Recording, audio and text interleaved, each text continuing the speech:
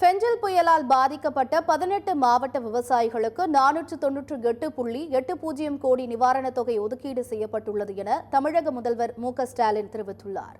தமிழ்நாட்டில் கடந்த ஆண்டு நவம்பர் மற்றும் டிசம்பர் மாதங்களில் ஃபெஞ்சல் புயலின் காரணமாக கடலூர், விழுப்புரம், கிருஷ்ணகிரி, தருமபுரி, கள்ளக்குறிச்சி உள்ளிட்ட பல்வேறு மாவட்டங்களில் மக்களின் இயல்பு வாழ்க்கை பாதிக்கப்பட்டது.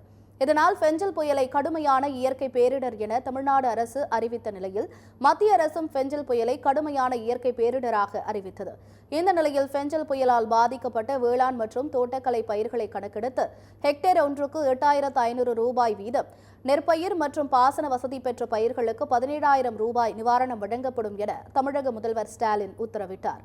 மேலும் நீண்டகால பயிர்களுக்கு ஹெக்டேர் ஒன்றுக்கு 22,500 நிவாரணம் வழங்கப்படும் என தெரிவித்த அவர் 18 மாவட்டங்களில் பாதிப்பிற்குள்ளான 3.23 லட்சம் ஹெக்டேர் பரப்பளவிலான பயிர்களுக்கு மொத்தம் 498.8 கோடி ரூபாய் நிவாரணம் வழங்கிட உத்தரவிட்டுள்ளார்.